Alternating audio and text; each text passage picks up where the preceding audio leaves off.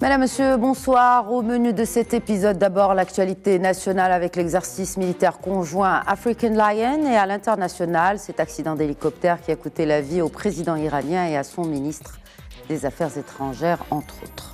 D'abord en première partie au Maroc et sur haute instruction de Sa Majesté le roi Mohammed VI, chef suprême et chef d'état-major général des phares des forces armées royales, le 20e exercice African Lion, plus grand exercice conjoint conduit en Afrique, commence aujourd'hui au Maroc et se poursuit jusqu'à la fin de ce mois. Et ainsi, plus de 7000 éléments des forces armées provenant de 20 pays prendront part aux côtés des forces armées royales et des forces armées américaines à ces manœuvres militaires de très grande envergure. Il s'agit notamment des pays européens membres de l'OTAN ainsi que de pays africains comme la Tunisie, le Ghana, le Sénégal, pour ne citer que ces pays. Il faut savoir que cet exercice African Lion est multidisciplinaire. Exercice tactique terrestre, maritime et aérien, en plus d'exercices des forces spéciales, ainsi qu'un exercice de planification opérationnelle. Nous analyserons les objectifs et la portée de ce genre d'exercice militaire, et ce en compagnie de nos experts. Nous enchaînerons avec l'Iran, qui décrète un deuil de 5 jours après la mort du président Raïssi dans un accident d'hélicoptère. Les tenants et les aboutissants surtout de ce fait marquant, notamment sur la politique iranienne et sur l'avenir du système de ce pays. Ce sera donc dans cet épisode, et je reçois pour le débat en plateau le colonel Hassan Saoud, expert en sécurité et en stratégie. Bonsoir colonel Saoud et bienvenue. Bonsoir madame Khadija et merci pour votre invitation. Merci à vous de l'accepter. Et avec nous depuis Agadir, l'analyste en stratégie internationale, professeur Nizar Derdabi. Bonsoir et bienvenue à vous également. Bonsoir madame Khadija, c'est toujours un plaisir d'être parmi vous. Et vous êtes parmi nous depuis Agadir qui a connu aujourd'hui le coup d'envoi, donc le départ de cet exercice conjoint d'African Lion. Vous allez nous en dire plus dans quelques instants. Merci en tout cas d'avoir accepté notre invitation. Et avec nous depuis Washington, l'analyste politique américain Calvin Dark. Bonsoir Calvin Dark. Bonsoir. Alors nous allons donc commencer par l'actualité nationale et régionale. Et tout d'abord, avant d'évoquer l'African Lion, colonel Hassan Saoud, aujourd'hui même en exécution des hautes instructions royales relatives à la tenue de la 13e session du comité consultatif de défense. Le général de corps d'armée, inspecteur général des forts et commandant de la zone sud, général Mohamed Berrid, a reçu aujourd'hui au siège d'état-major général des phares ici à Rabat, Madame Céleste Valender, qui est secrétaire américaine adjointe à la défense pour les affaires sécurité internationale. Quelles sont les missions, colonel Saoud, de ce comité consultatif de défense qui tient donc sa 13e réunion aujourd'hui à Rabat? Effectivement, nous sommes à la 13e réunion de ce comité consultatif qui traite toutes les questions de défense, les échanges de points de vue, les échanges d'expertise, les échanges d'expérience et puis les domaines stratégiques liés justement à ce sujet et parmi lesquels l'exercice dont vous avez parlé. Je pense que cette coopération de défense a atteint un niveau assez élevé entre les États-Unis et le Maroc et qui va de plus en plus avec une augmentation exponentielle aussi bien en termes de thématiques qu'en termes évidemment d'opérationnalité, etc. Et donc, je pense que monsieur l'inspecteur général des forces armées royales et commandant de la zone sud a reçu cette ministre qui vient pour la deuxième fois. Exact. Au Maroc, cette année, en 2024. En 2024. Et donc, c'était justement pour discuter de tous les échanges qu'il y a entre nos deux armées, sur le plan évidemment stratégique, militaire et évidemment sur le plan opérationnel. Je pense que c'est une excellente chose d'échange puisque nous avons atteint un degré de partenariat stratégique et ça veut tout dire. Exact, ça veut tout dire, notamment, et je vais me tourner vers le professeur Derdabi, notamment compte tenu des enjeux actuels qui sont en perpétuel changement, qui est parfois même instantané. Peut-être un mot sur l'importance de ces consultations, avant qu'on évoque le le African Lion 2024, l'importance de ces consultations en ces temps-là. Exactement. Donc, comme on le voit à travers tous les continents, précisément actuellement en Europe avec la guerre en Ukraine, la guerre revêt des menaces tout à fait nouvelles, tout à fait différentes, et également ce sont des menaces multiformes. On voit que à l'intérieur du champ de bataille, en plus des menaces militaires purement conventionnelles, on voit l'apparition de nouvelles formes de guerre. Et pour faire face à ces nouvelles formes de guerre, toute armée doit mettre à niveau ses capacités, mais aussi se préparer pour faire face à toutes ces nouvelles menaces, en combinant bien sûr les menaces conventionnelles, comme j'en ai parlé tout à l'heure, mais également les cybermenaces, les menaces de guerre nucléaire et tout ce qu'on peut voir à travers les différents théâtres d'opération. Justement, professeur Dardhabi, ce qui nous mène à notre sujet aujourd'hui, sujet d'actualité qui est cet African Lion. Vous êtes donc à Agadir, peut-être les détails du lancement de la 20e édition de l'African Lion. Alors, comme vous l'avez si bien dit, Madame Khadija, il s'agit de la 20e édition. Ça a beaucoup de sens, beaucoup de symbolique. Donc, c'est un rendez-vous qui est devenu incontournable pour tous les stratèges militaires. C'est un rendez-vous auquel tout le monde souhaite participer. Pour preuve, c'est qu'actuellement, on a plus de 20 pays qui participent à travers soit des troupes qui participent en tant que soldats participants ou bien des officiers observateurs. Cette 20e édition va être exceptionnelle de par le dispositif qui est mis en œuvre, mais aussi de par le programme. Donc, ça a été dit ce matin à travers le mot d'ouverture des deux généraux, le général marocain et le général américain. Donc, l'African Lion 2024 va comporter plusieurs activités. Donc, des exercices tactiques terrestres, maritimes et aériens combinés. Et on sait toute la difficulté à planifier et à programmer des exercices combinés, c'est-à-dire des exercices qui font manœuvrer ensemble des troupes terrestres, des blindés, des formations d'artillerie, en même temps que des forces aériennes, des avions de chasse, des moyens aériens d'observation, mais également des navires. Et donc, à côté de ces activités, ces exercices tactiques, on va également assister par la suite à un exercice des forces spéciales, avec la participation des forces spéciales marocaines et américaines, également à des opérations aéroportées. Donc ce sont des opérations où on prend des unités parachutistes qui vont être larguées à travers des vecteurs aériens, des avions de transport aérien sur le champ de bataille pour poursuivre une opération militaire. Et enfin, cette édition va être clôturée par un exercice de planification opérationnelle dans le cadre des forces d'état-major, ce qu'on appelle également la task force. Exact. Alors, peut-être un peu plus de détails, colonel Saoud, sur le type d'exercice. Donc, c'est multidimensionnel. Il y a cet élément central qui est l'interopérabilité, en fait, entre les différents corps d'armée, finalement, parce qu'il y a plus d'une vingtaine de pays.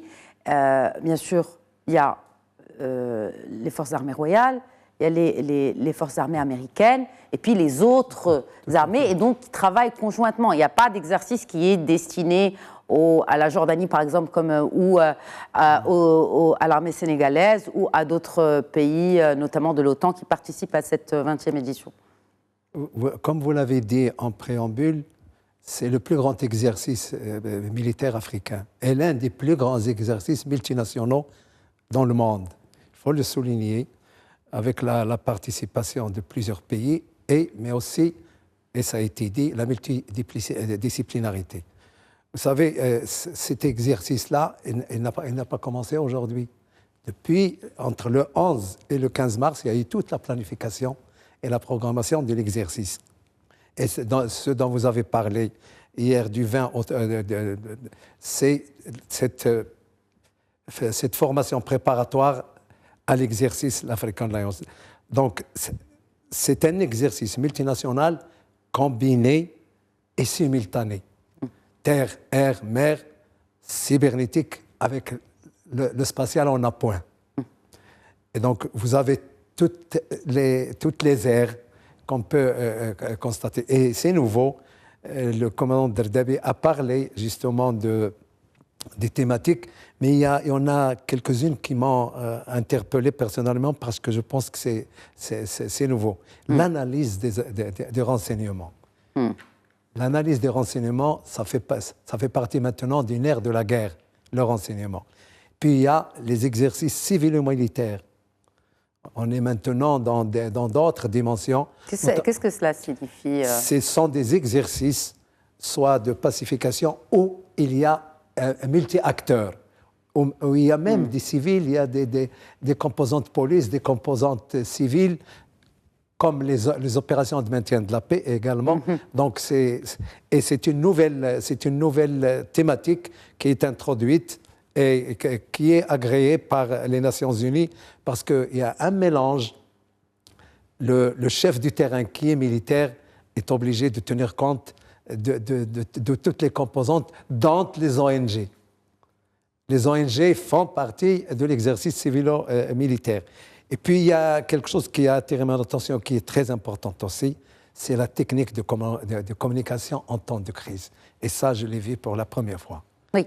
Parce que les armées, les chefs de terrain commencent maintenant à communiquer avec l'extérieur, avec la presse, avec les médias, pour donner l'état d'une manœuvre, l'état d'une opération, etc. Donc, c'est, à mon avis, quelque chose de très important.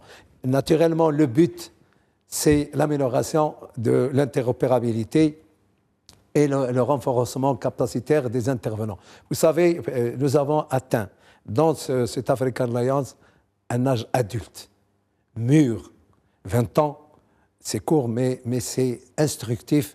Et on a senti le changement chez les troupes qui ont participé à cet exercice, une amélioration en termes opérationnels et en termes de planification par les chefs. Et la planification, c'est aussi... Il y a d'ailleurs eu un cycle de formation pour les cadres, en termes notamment de planification dans le cadre de l'African Alliance, en amont en fait, qui ont reçu leur certification la veille du commencement de cette 20e édition. Et vous avez raison, mais... Ces cadres, peut-être qu'ils ont commencé en tant qu'officiers quand ces exercices de l'African Alliance ont commencé... Mais vous êtes là dans la planification, si vous voulez, multinationale, compte tenu des doctrines des armées qui y contribuent. Quel est le but? Le but, c'est l'homogénéisation des doctrines et de l'opérationnalité de chacun pour essayer d'avoir une homogénéité. Parce que homogénéité ne veut pas dire similarité à 100%. C'est-à-dire juste que ces systèmes se connaissent déjà. Et se connaissent. Oui, et se comprennent, et donc du coup peuvent coopérer ensemble. Absolument, c'est la concordance. C'est, si vous voulez, la cohésion et la cohérence pour une opération de cette dimension-là. Il faut rappeler que nous sommes dans des exercices internationaux. Est-ce que les forces d'armée royales vont tester de nouvelles armes aussi dans le cadre de cet exercice? Certainement, à chaque fois qu'il y a une manœuvre, je pense que les nouveaux matériels font partie de la manœuvre. Et il y a l'aspect, dernier point si vous le permettez, l'aspect cybernétique. Oui. Nous sommes dans un espace de confrontation où il faut maîtriser la chose. Et donc, on modernise de plus en plus les thématiques dans cet exercice particulier. Calvin Dark. Donc nous avons écouté nos deux experts, notamment en termes militaires, et si on gardait aussi l'intérêt de ce genre d'exercice pour les deux côtés, j'ai envie de dire, de l'Atlantique, à savoir d'un côté pour les États-Unis, mais aussi pour les pays de l'OTAN qui y participent, et de l'autre côté aussi des pays africains, notamment le Maroc. Quel est l'intérêt selon vous, de participer à ce genre d'exercice de grande envergure, le plus grand en Afrique et parmi les plus grands dans le monde, qui réunit autant de pays? Oui, normalement, les enjeux sécuritaires en Afrique, c'est pas exactement le sujet qui attire l'attention des Américains. Mais maintenant, oui. Ça commence. Pourquoi? Parce que depuis, en fait, l'époque de Trump, grâce à Trump, les Américains pensent beaucoup dans nos partenariats. Parce que c'est Trump qui a souligné, peut-être, il faut repenser nos engagements avec l'OTAN, par exemple.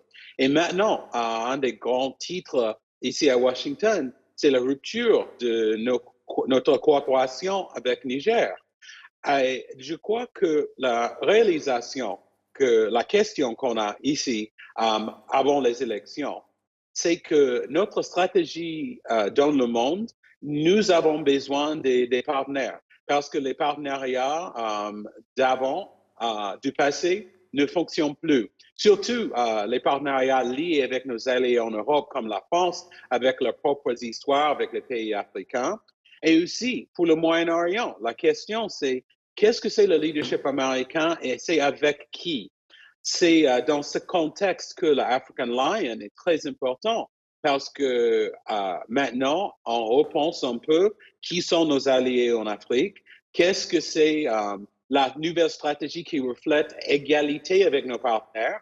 Et pour African Lion, 20 ans déjà de partenariat avec le Maroc, c'est une priorité maintenant. Alors, je crois que dans le contexte de réformation de notre stratégie de partenariat militaire sécuritaire, c'est très important.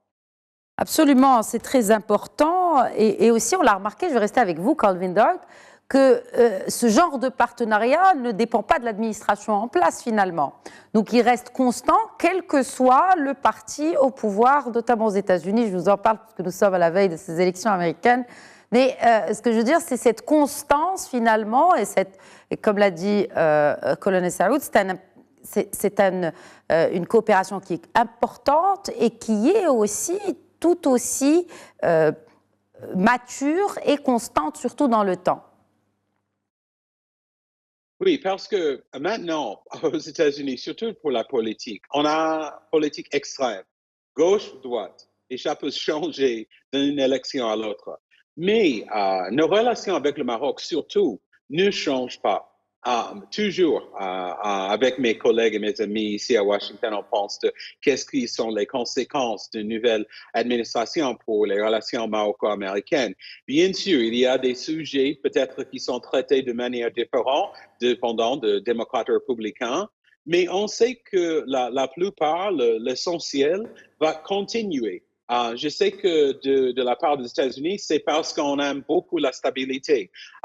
Et le Maroc, c'est un des très peu de pays en Afrique avec cette histoire. Alors, je crois que l'essentiel de ces partenariats comme African Lion va rester le même si Trump, si Kennedy, si Biden, n'importe qui à la Maison-Blanche.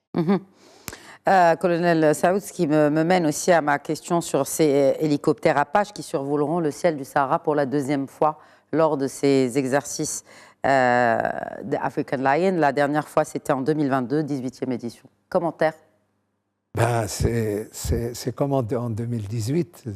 Ça fait partie de l'opération, évidemment, mais c'est symbolique aussi, même si la géographie de cette année a changé. Mais c'est un symbole politique fort. C'est un symbole politique fort, d'autant plus que, effectivement, mener ce genre d'opération est maritime et aussi terrestre, mais aussi aérienne, dans ces régions, dans ces provinces sahariennes, envoie plusieurs signaux sur, justement, la position américaine vis-à-vis des provinces sahariennes. Elle n'a pas changé. Notre ami a raison. Les relations États-Unis-Maroc ont toujours résisté aux aléas politiques. Et les fondamentaux ont toujours été maintenus et renforcés. Il faut signaler quand même que cet exercice-là a un credo important qu'il ne faut pas oublier. C'est le triptyque paix, sécurité, stabilité régionale. Pour moi, c'est important de le signaler. Ce n'est pas une c'est un exercice guerrier dans un but. C'est justement pour assurer la paix, la sécurité et la stabilité. Et ça a toujours émaillé tous les exercices qu'on a faits depuis 2004. Est-ce que c'est ce qui change entre les deux doctrines finalement? Parce que là, il faut dire qu'il y a une présence militaire russe qui s'accroît de jour en jour sur le territoire africain, notamment dans les pays du Sahel. Là, il reste pour le Tchad, on ne sait pas encore. Il y a les élections qui viennent de se terminer avec l'élection du général Déby, fils de l'ancien président. Et on voit qu'effectivement, on a l'impression que pendant que la Russie prend pied littéralement en Afrique, les États-Unis sont en train aussi de revenir voilà, en force. Et vous avez vu le dernier sommet de Washington et USA-Afrique qui est important, avec des aides importantes. Et je pense que, compte tenu du déclassement géopolitique français, je pense que les États-Unis ont de la marge et je pense qu'ils sont en train de retourner dans ce continent qu'ils ont pendant longtemps assez négligé. Exact. Sans transition, nous allons passer, messieurs, si vous avez quelque chose peut-être à ajouter sur cette première partie, professeur Derdabi, avant qu'on enchaîne avec l'actualité internationale. Oui, je voulais juste dire que un intérêt majeur pour tous les pays de participer à ces manœuvres combinées, c'est que chaque pays fait face à des menaces particulières. Particulières en fonction de sa géographie, de sa position géostratégique, etc. Mais il y a une menace qui est commune, qui est la menace terroriste. Et je rappelle que durant la coalition internationale de lutte contre Daesh en Irak et en Syrie, on avait vu naître une coalition internationale qui avait d'ailleurs été très efficace puisqu'elle avait permis de faire reculer les troupes de Daesh sur le territoire irakien et en Syrie. Donc l'avantage ou bien le but, l'objectif de ces menaces, c'est de faire en sorte, comme a dit parfaitement le colonel Saoud, que les forces de différents pays qui ont des formations initiales différentes, qui ont des doctrines différentes, des procédures aussi opérationnelles différentes, c'est d'essayer d'harmoniser tout ça, de parler le même langage et de pouvoir éventuellement intervenir dans des théâtres d'opérations étrangers. Je pense que c'est l'objectif pour les États-Unis. On sait que les États-Unis ont une force qui se projette à travers tous les continents. Donc, l'avantage pour eux est de, en même temps, échanger avec les forces armées royales ainsi que les autres forces armées participant à cet exercice et de capitaliser chacune sur les points forts des autres participants. Et je pense que ça, c'est un événement qui est très important. Vous avez aussi cité l'utilisation des hélicoptères Apache. Je signale que cette année va voir l'utilisation des missiles Javelin. Donc ces missiles qui ont été rendus célèbres par leur utilisation sur le théâtre ukrainien. Les forces armées royales ont d'ailleurs conclu un contrat d'achat d'un nombre important de ces missiles. Et ces missiles font partie des armes décisives qui permettent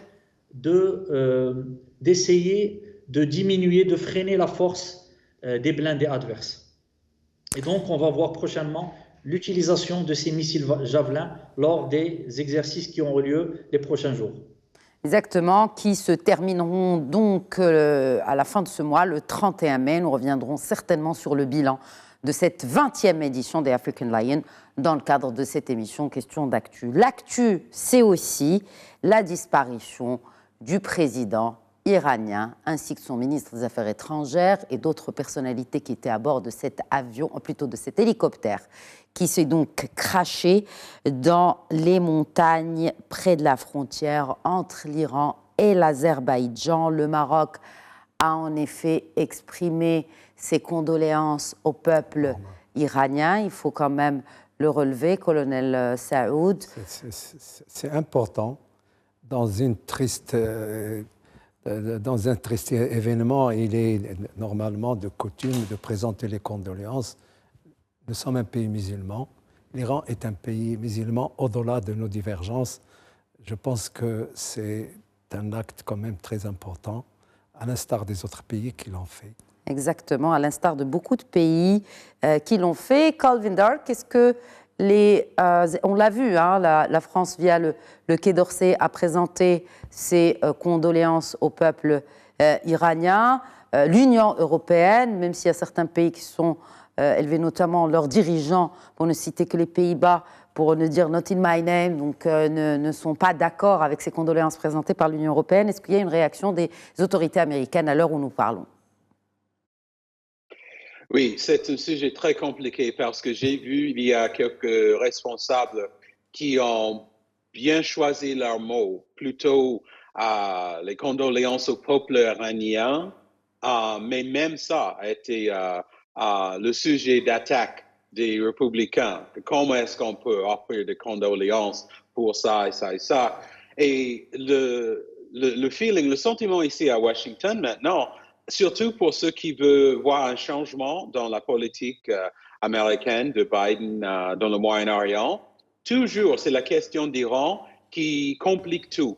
Par exemple, et il y avait beaucoup de soutien pour changer notre politique avec Netanyahu et puis les attaques de Houthi, les autres proxys d'Iran. Il y avait beaucoup de pression en faveur des Palestiniens. Et il y avait l'attaque sur le consulat par Israël et la réponse d'Iran. Ça a changé la conversation. Et ça va changer la conversation maintenant parce que Netanyahu et ses défenseurs ici à Washington, aux États-Unis, ils savent que si la question c'est Israël versus les Palestiniens, il y a beaucoup, une pression croissante en faveur des Palestiniens. Mais si la question est Israël contre Iran, c'est 100% la position des États-Unis de soutenir militairement, politiquement, diplomatiquement l'Israël. Et la question palestinienne, c'est oublié. Ça, c'est vraiment la honte, je crois, pour les Palestiniens. Mais ça, c'est le cas. Et maintenant, avec la menace d'instabilité en Iran, le focus maintenant des discussions ici à Washington, c'est comment soutenir l'Israël. Oui, mais peut-être revenir aussi sur ce que représentait, parce que vous avez dit que peut-être que l'Iran, il y a beaucoup de voix qui s'élèvent pour dire que l'Iran risque de passer par un cycle déstabilisé. Déjà, il y a eu la déstabilisation à cause des manifestations ces derniers mois. Mais la question qui se pose aujourd'hui, quel était le poids du président tué donc dans ce crash d'hélicoptère? Je m'adresse là à mon autre intervenant, si vous le permettez, en régie, professeur Derdabi. Qui était le président Raisi? Que valait-il? Quel était le poids de ce président? Est-ce qu'après sa mort, maintenant que le vice-président a pris les rênes pour une cinquantaine de jours, mais qu'est-ce que pourrait changer la mort de Raisi et qui était Raisi pour pouvoir aussi jouer dans cette équation très compliquée du pouvoir en Iran? Alors, clairement, le président Raisi est un tenant de la ligne ultra-conservatrice. Il a été élu juste après le passage à la tête de l'État de l'ancien président Rouhani, qui était plutôt de la ligne, on va dire, réformiste, bien sûr, toute proportion gardée par rapport au contexte de la politique interne iranienne. Mais cette arrivée au pouvoir de Ibrahim Raisi a coïncidé avec ce que les observateurs ont qualifié d'une ligne autoritaire au niveau de la politique interne, mais aussi au niveau de la politique internationale. D'ailleurs, on remarque que depuis cette période, les tensions ont augmenté avec les États-Unis, mais également avec tous les pays occidentaux.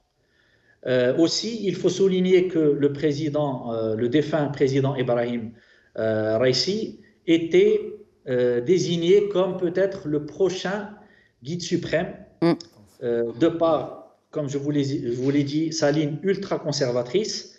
Et donc, en quelque sorte, on s'attendait à ce que Ibrahim Raisi garde le pouvoir encore plusieurs années. On sait très bien que le président, ce n'est pas l'homme fort au niveau du pouvoir intérieur iranien.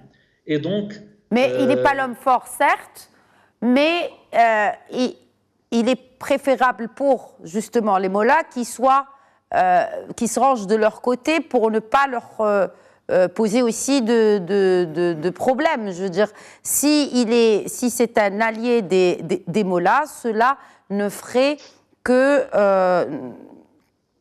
asseoir finalement la légitimité même de ce régime. Bien sûr, et aussi il faut voir ça dans un contexte, comme vous l'avez bien cité, depuis la mort en 2022 de la militante Masha Amini, on a vu toute une vague de protestations. Alors, la politique interne iranienne est très compliquée à lire pour des observateurs étrangers. On sait qu'à l'intérieur de l'Iran, il y a toujours cette recherche de l'équilibre. Pourquoi? Parce qu'on sait que le régime iranien est ultra-conservateur. C'est un régime qui est autoritaire sur beaucoup d'aspects de la vie quotidienne, au niveau des libertés accordées aux femmes, accordées aux droits de l'homme. Donc il y a cette recherche d'équilibre, mais cette politique est aussi impactée par la politique étrangère. On sait que depuis que l'accord avec les États-Unis sur le nucléaire a été cassé, bien sûr, de la part du président Trump, l'arrivée, ou plutôt le retour des sanctions ont véritablement impacté l'économie iranienne en général, mais aussi la vie quotidienne des citoyens iraniens.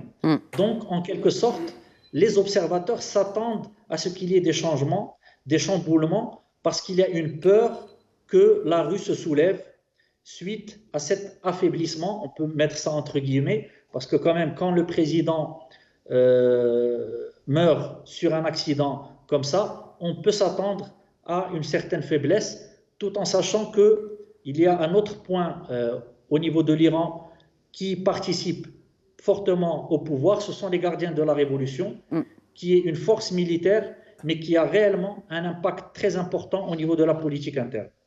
Justement, l'opposition qui est notamment en exil, l'opposition iranienne parle d'un coup stratégique monumental porté au guide suprême des mollahs, âgé déjà de 85 ans, Khamenei, qui a déploré la perte de, je cite, un serviteur sincère et précieux. Et il y a aussi la perte du ministre des Affaires étrangères, qui est remplacé par le vice-ministre des Affaires étrangères, Ali Bagheri-Kani, principal négociateur iranien sur le programme nucléaire. Exactement, colonel Saab. Un commentaire sur ça. Il faut signaler quand même que Brahim Raisi est un disciple du guide suprême de la nation. Parce qu'il l'a connu depuis 14 ans. Depuis qu'il avait 14 ans. Depuis qu'il avait 14 ans, c'est des conjectures concernant la succession. Il n'a pas été désigné encore. Il a un autre concurrent possible, c'est le fils Khamenei. Oui. Donc, vous avez là quand même deux poids lourds de la politique, même si le président, nous sommes dans un pouvoir théocratique. Le gros des attributions et des compétences sont entre les mains du guide suprême. La défense, le programme nucléaire, les affaires étrangères, les finances. Vous savez que les gardiens de la révolution, c'est l'État dans l'État. Et ils ont un programme à part et c'est le guide qui s'en occupe via le Mohamed Mokhbir, qui est maintenant, qui a pris la place de l'intérim du président. Et donc, je pense qu'il n'y aura pas, il y aura de l'incertitude, certainement. Mais les paroles rassurantes de Khamenei, le peuple iranien ne devrait pas s'inquiéter, il n'aura pas de perturbation dans l'administration du pays. Peut-être un peu de frilosité, mais il veut rassurer. Côté opposition, même si elle est désorganisée, et surtout à l'étranger, je pense que physiquement, il ne peut pas peser trop en ce moment, parce qu'il y a quand même, on va serrer les vis en attendant. Bon, enfin, on a serré les vis, on a déjà nommé quelques heures seulement après, d'ailleurs, la page Wikipédia du ministre, ou en tout cas du président par intérim, a été actualisé ce matin. C'est une mise à jour automatique. Oui, absolument. Absolument, où on a mis les informations nécessaires qui vont justement aider aussi les... donc là, on le voit, Mohamed Morber, qui aura 50 jours pour gouverner. Enfin, gouverner. C'est un fidèle. Oui. C'est un fidèle de Khomeini. C'est lui qui détenait tout l'argent dédié au guide suprême. Qui est confisqué, rappelons-le, à l'ancien régime du Shah. Absolument. En 79, donc ce fameux fonds qui a été créé, mais c'était lui qui le gérait ces dernières années. C'est un économiste aussi, c'est un gestionnaire qui a la confiance du... Donc ça n'a pas été difficile de remettre les choses en place pour justement mettre fin à toutes les spéculations qui parlent sur l'incertitude de tout ça. En tout état de cause, c'est quand même quelque chose d'important chez eux. Bien sûr. Et on verra ce que ça pourra faire, mais sauf que les structures régaliennes sont entre les mains de Khamenei. Il faut pas... Tout ce qui est, par exemple, l'intervention étrangère militaire qui cause toute cette déstabilisation dans ce croissant chiite, ben c'est le guide de la nation. Donc, alors, le successeur doit aussi être loyal au système, aussi loyal que l'était Brahim Raisi. Je pense, madame, qu'on va choisir quelqu'un de plus conservateur. Enfin, choisir, colonel, choisir pour être candidat. Oui. Donc, le candidat qui sera élu. Oui, ça, c'est comme une lettre à la poste. Sauf que, comme pour Brahim Raisi, on n'a jamais vu un taux de participation aussi faible. Et j'imagine que le prochain taux sera aussi plus faible compte tenu du mouvement de cette espèce Hirak et iranien. Je pense que la participation ne sera pas très forte. Mais je pense que, et parallèlement, ça sera 4 mois avant l'élection américaine. Ça ne sera pas un hasard. Je pense qu'on va aller vers beaucoup plus de conservatisme, à mon humble avis. Moins de 4 mois, enfin, effectivement, parce que là, si, effectivement, hasard du calendrier, alors que, normalement, les élections iraniennes étaient prévues pour 2025. 2025. Donc, on va dire que ça a été anticipé. Voilà. Aussi. On verra quelle serait la nature de ce candidat du guide suprême, mais j'imagine qu'il va être aussi un grand conservateur. Alors, justement, il y a 5 noms qui se sont démarqués, qui pourraient succéder à Ibrahim Raisi. On les a ici projetés. Ali Larijani, ce sont des figures qu'on connaît déjà. Hein. Oui. Hassan Rouhani, Mohamed Baghir Ghalibaf, Mahmoud Ahmadinejad. Le fils. Et au milieu, le fils, Mojtaba Khamenei. C'est le plus jeune. Qui est très contesté. Très contesté en Iran. D'ailleurs, on a fait savoir à son père à un moment donné qu'il prend trop de place dans le dispositif et qu'il est potentiel successeur. La réponse par le porte-parole de Khamenei a été « moi, je suis contre ». Oui, c'était il y a quelques mois. Oui, mais là, il est peut-être donné favori pour succéder au président tué dans cet accident d'hélicoptère. C'est vrai, mais madame, il est très contesté. D'accord. J'aimerais bien faire réagir aussi Calvin Dark sur les noms qu'on a vus et selon leur degré, j'ai envie de dire, de conservatisme ou d'ultra-conservatisme. Oui, quand j'ai vu ces visages, je me suis rendu compte que malheureusement, aux États-Unis, c'est impossible de faire une analyse objective des choix, entre guillemets, en Iran parce que à cause de Death to America, ça c'est le slogan depuis la Révolution qu'on connaît beaucoup ici aux États-Unis. Et à cause de ça, les politiciens ne font pas la distinction entre le peuple iranien, le leadership et les opportunités pour ces élections, entre guillemets. Alors, je crois que tous ces noms, surtout Ahmadinejad, ça inspire la peur ici aux États-Unis parce que l'Iran, c'est vraiment l'ennemi pour les Américains parce qu'on ne sait pas exactement comment analyser de manière objective les factions en Iran, surtout pour le peuple iranien. Oui, il y a une grande population iranienne largement exilée qui sont aux États-Unis.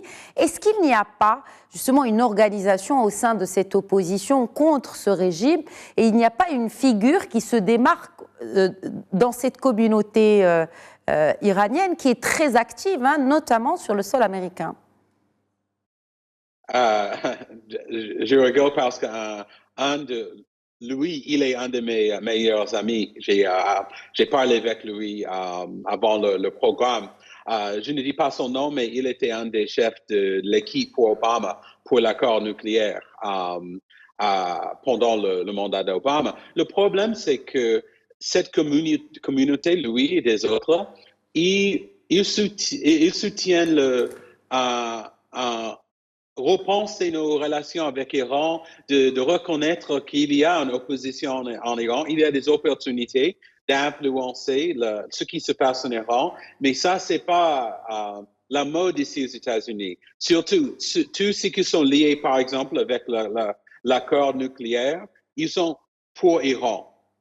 Il n'y a pas cette nuance dans notre politique et malheureusement, ces gens sont vus comme ils sont pour l'accord nucléaire, ils sont contre Israël parce que Israël a beaucoup fait l'argument ici aux États-Unis qu'une coopération, une reconnaissance de peut-être un changement de scène en Iran, c'est peut-être non. Ils sont des ennemis à Israël, c'est automatiquement ennemi pour les États-Unis et c'est pour ça que la communauté d'exil iranien n'ont pas beaucoup d'influence ici aux États-Unis. Alors, professeur Derdabi, bon, on a un guide suprême qui est quand même âgé et surtout malade. Comment voyez-vous les prochaines semaines en Iran, mais aussi quand on dit l'Iran, c'est les proxys aussi, avec un président par intérim, un chef de la diplomatie par intérim et un guide suprême âgé et malade? Alors, la situation en Iran est quelque peu, on va dire, périlleuse. D'une part, de par le contexte géopolitique. On sait qu'il n'y a même pas un mois, il y a eu cette série d'attaques de part et d'autre avec Israël. Ouais. La situation s'est apaisée, mais en même temps, on sait que l'Iran fait face à des difficultés économiques très fortes qui impactent une situation sociale qui est difficile, beaucoup de vagues de protestations pour plus de liberté. Et tout ça, je pense que ça va bénéficier au camp occidental, les États-Unis avec leurs alliés israéliens ainsi que les puissances occidentales qui vont vouloir faire pression sur un Iran affaibli pour essayer de ramener l'Iran à la table des négociations. Parce qu'il faut savoir que ce qui préoccupe au premier plan les États-Unis et Israël, c'est d'abord la course vers l'arme nucléaire de la part de l'Iran. D'ailleurs, dernièrement, des experts ont tiré la sonnette d'alarme et qui ont dit que l'Iran a dépassé le seuil des 60% pour avoir la bombe nucléaire. Même Alors, si on n'a pas, même si bon, ce sont des observateurs, des analystes, mais personne ne sait réellement où en est l'Iran vis-à-vis de. Est-ce que oui, c'est tellement opaque, absolument. Merci, colonel Saïd, de préciser. C'est tellement opaque que personne n'est en mesure de déclarer le ratio qui manque à l'Iran, ou peut-être qu'ils l'ont déjà, hein, et que personne ne le sait. Enfin, je pense, madame, que 60%, je pense qu'ils y sont. Qu'ils l'ont peut-être même dépassé. Voilà. Voilà, non, mais c'est sûr, c'est ça. Je vous laisse finir, professeur Derdabi, oui. Oui, tout ça parce qu'il faut rappeler que l'Iran court derrière la bombe nucléaire depuis plus de 30 ans. Déjà, ils ont été ralentis une première fois en 2012, si ma mémoire est bonne, par une attaque cyber combinée des États-Unis et d'Israël contre la centrale nucléaire de Natanz. D'ailleurs, cette attaque cyber avait fait perdre, selon les experts, 5 à 6 ans d'années pour arriver à l'arme nucléaire. Alors, ce qui est important de dire, c'est que l'Iran est directement frappé par les sanctions économiques, que ce soit au point de vue de l'économie interne. On sait que l'Iran a beaucoup de mal à s'approvisionner en matière première de nécessité, mais également sur le plan technologique. Et d'ailleurs, c'est symbolique, c'est que l'accident, le crash d'avion qui a mené à la mort de Ibrahim Raisi est dû en grande partie à ça. Imaginez que le président d'un pays comme l'Iran s'est déplacé dans un hélicoptère de type américain. C'était un hélicoptère de modèle B-212 qui a plus de 60 ans d'âge. Donc c'est dire toute la difficulté qu'a l'Iran pour acheter du matériel. On sait qu'il y a un blocus, un embargo en matière d'armement, etc. Oui, d'un armement en provenance de l'Occident, parce qu'on sait qu'il y a quand même des partenariats avec les Russes, avec les Chinois, entre autres. Donc, c'est l'approvisionnement du côté occidental, notamment américain. Oui, sauf que l'Iran... Il y a un ancien président, d'ailleurs, qui a accusé les États-Unis à cause des sanctions appliquées sur l'Iran. C'est à cause des sanctions américaines que l'hélicoptère s'est crashé. Bon. Exactement, entre autres. Parce que comme je vous l'ai dit, on sait que l'Iran s'approvisionne auprès de la Chine, auprès de la Russie, mais ce n'est pas suffisant. Comme je vous l'ai dit, les hélicoptères ont 60 ans d'âge et les experts ont dit qu'ils n'ont plus de pièces de rechange. Et qu'est-ce qu'ils font en fait? Ils font ce qu'on appelle, dans le jargon de l'aviation, on cannibalise d'autres hélicoptères, c'est-à-dire qu'on prend un moteur d'un hélicoptère qui est ancien, un rotor par-ci, des pièces par-là, pour essayer de rassembler tout ça. Donc tout ça pour dire l'état, on va dire, technologique qui a impacté l'Iran au niveau de tout ce qui est armement, mais pas que, même au niveau de l'aviation civile, au niveau du nucléaire. Beaucoup d'experts disent que sans les sanctions, l'Iran pourrait arriver beaucoup plus vite à la bombe nucléaire. Colonel Saad. Il y a un pays quand même que j'aimerais qu'on évoque, c'est l'Azerbaïdjan. C'est le voisin, c'est le barrage commun qu'ils ont inauguré avant de revenir. Voilà un pays qui a presque 650 km de frontières, mais qui se ménage. Et nous sommes dans une situation géopolitique dans cette partie extraordinairement différente. Il est l'allié des Russes, il est l'allié des Turcs, il est l'allié de l'Iran, il est l'allié d'Israël. Vous savez, j'ai été... Vous trouvez les Israéliens à Bakou, vous trouvez les Iraniens, les Turcs, tout ce monde-là. Vraiment, ce pays-là, qui est quand même un pays riche, il jongle et il ménage ses voisins. Et le barrage dont on parle, c'est le troisième du genre. C'est le troisième qu'ils font ensemble. Et donc, il y a là quand même une ambiguïté stratégique. Et de l'Iran et de l'Azerbaïdjan. Parce que l'Iran aussi, si l'Azerbaïdjan a des alliances douteuses, peut-être... Mais finalement, tout le monde voit son intérêt c'est où les il intérêts se trouve. qui priment. Évidemment, là, on parle d'intérêts vitaux, notamment pour un pays dont l'économie est affaiblie. Si en plus on coupe l'eau... En gros, effectivement, je pense que ce jeu d'intérêts est important à soulever, notamment entre ces deux voisins. C'est extraordinaire. Et là, pour revenir à l'accident, je pense qu'il y a une enquête qui a été déclenchée par le chef d'état-major de l'armée. On verra, mais compte tenu de l'opacité, je ne sais pas ce qu'on en dit. Sauf que, madame, on n'entend pas parler des 2 hélicoptères d'escorte. Qu'est-ce qu'ils sont devenus ? Vous savez que le président a été escorté par 2 hélicoptères supplémentaires et depuis, moi j'ai cherché, je ne trouve aucune indication sur ces 2 hélicoptères. Ça fait quand même un point important. Et dernier point, beaucoup de conjectures circulent sur l'accident. On parle de pays sunnites, on parle d'Israël, mais je pense qu'il faut... au jour d'aujourd'hui, parler uniquement d'un accident en attendant davantage de nouvelles. Effectivement, même les autorités iraniennes parlent d'un accident. On va peut-être finir aussi sur... Ou un retournement du pilote. Le pilote de l'hélicoptère présidentiel, oui. Des gens, c'est des conjectures, hein. Ils parlent d'un possible retournement du pilote qui a fait crasher cet avion, mais... gardons l'accident en attendant. Est-ce que c'est sûr que ces élections vont se tenir dans 50 jours? Je pense que la Constitution... Est-ce qu'ils sont capables d'organiser des élections dans 50 jours, en sachant que, bon, il n'y a pas vraiment de candidats qui se démarquent à part ceux qu'on a passés? Le guide suprême a ses candidats dans son tiroir. Il n'hésiterait pas à les tirer, oui. Et ça sera le candidat. Et dans ces conditions difficiles, je pense qu'il ne trouvera pas de problème à trouver un successeur. Quel impact sur les proxys? Pour terminer, il me reste une minute, colonel Saoud. On a des proxys en Syrie, on a des proxys au Liban, oui. On a des proxys en territoire palestinien aussi, on a des proxys au Yémen. Que risque d'avoir la mort du chef de la diplomatie et du président sur ces proxys-là? Pour moi, il n'y aura pas de changement. Autant l'Iran est affaibli à l'intérieur, autant il reste fort en capacité de nuisance à l'extérieur. Je n'en dirai pas plus. De toute façon, il ne nous reste plus de temps. Merci beaucoup.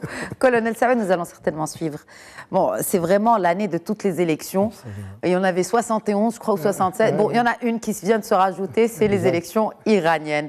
Merci beaucoup, Colonel Saoud. Toujours un plaisir de vous accueillir sur ce plateau. Merci à vous également, professeur Drdabi.